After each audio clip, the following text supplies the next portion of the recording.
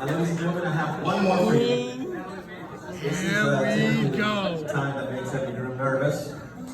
The best man speech. So without further ado, let's hear it for Jeff Thompson.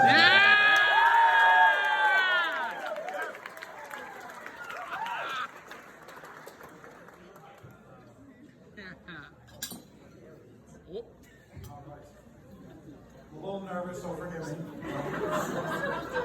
For those of you who don't know me, my name is Jeff Thompson. I'm Tom's older and very handsome cousin. I would like to start by thanking the parents of the bride and groom, Mr. and Miss Rashawn, and Mr. and Mrs. Taylor. Without them, this entire evening would not be possible. So to start, Tom's mother and my mother are sisters, which means I've known Tom my entire life. From childhood till now, I can honestly say, you are my best friend. Or forced best friend, how I'd like to think of it. It is a true honor to be standing as your best man.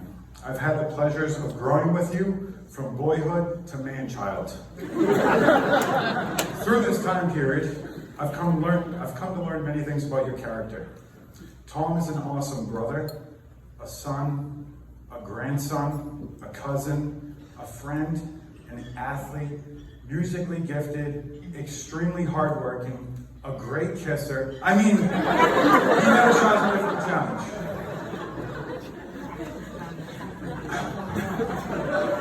As a child, Tom loved doing anything dangerous that would end him up in the emergency room. Whether that be skateboarding, snowboarding, hitting jumps with his bike, or running through the woods only to end up covered in poison ivy, if it was dangerous, Tom had to be doing it. I specifically remember a time when Tom and I were about 9 and 10 years old. Tom lived next to a shutdown high school which had several rock walls ranging anywhere from 2 feet to 6 feet tall. Occasionally, Tom would jump his bike off the 2-foot wall, till one day, Tom asked me, "Hey Jeff, you think I can jump off this wall?" I looked up to see that Tom was at the edge of the 6-foot wall. Bike tire barely creeping over the edge, so without hesitation, I responded with, "Yup." I knew exactly what I was about to witness. Tom pushed his bike back several feet, took a deep breath, and then started pedaling like a bat out of hell towards the edge of the 6-foot wall. But just before evil Tom Knievel got to the edge, I think he suddenly realized that this was not going to end well. Tom slammed on his brakes, but it was a little too late. His front tires slowly fell over the edge of the wall, taking him and his bike crashing to the ground below. Sadly, Tom's face did not smash the ground as I had imagined. He instead softened the blow with his groin smashing the metal framing of the bike. I can still hear the shriek he let out, which still puts a smile on my face today.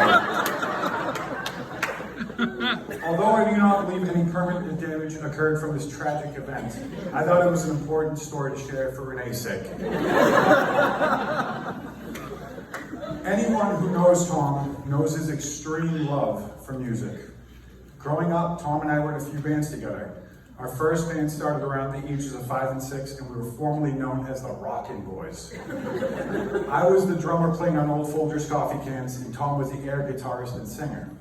We had some amazing hits such as The Rockin' Boys Are Coming Into Your Town. Following years later, we had the #1 hit, Jessica. Don't worry, Renee. Jessica turned out to be a real heartbreaker and a true whore.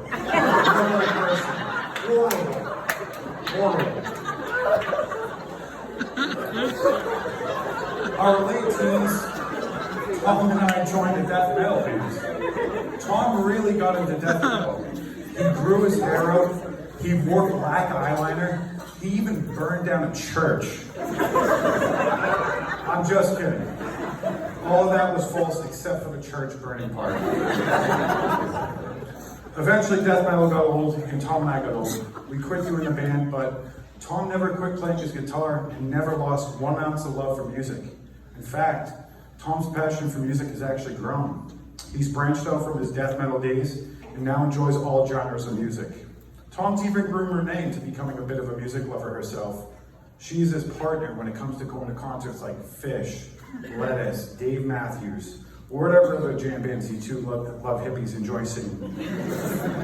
It is truly a great thing when you and your life partner can experience your loves and joys together. All right, now, present time. I'm given the duty of representing Mr. Tom Evil Knievel Taylor as his best man. I would be lying if I said that this honor did not come with some great pressure on my end. There are literally so many other people who could be standing as your best man, but it appears my advantage of warping Tom's thinking and beating him up since childhood has obviously played to my hand. Tom, I've always had trouble putting into words how I feel about anything. I would like you to know I'm so proud of the man you've become. You are respectful, you are compassionate, you are extremely hardworking, and someone I am truly honored to call as my best friend. A couple lessons I hope you all gather from my short stories is number one, Tom is not afraid to take on huge challenges. Even when a challenge can cause him so much pain, potential permanent damage, Tom goes for it. I see that as an extremely important quality for a marriage. Lesson two, just as Tom's love for music, I see a similarity with Tom's love for Renee. It is his true passion that he will not give up on no matter what. And just like his love for music, his love for Renee is something that will continue to grow.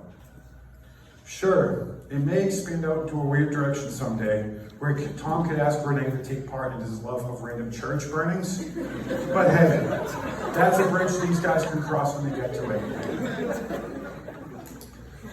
Renee, thank you for loving this disgusting animal. He is now your problem to deal with. I promise your future holds many clogged toilets, cleaning puke, and emergency room visits. I also promise you that Tom is going to love you through thick and thin. You two are so lucky to have one another. So without further ado, I ask you all to raise a glass for the newlyweds. Congratulations.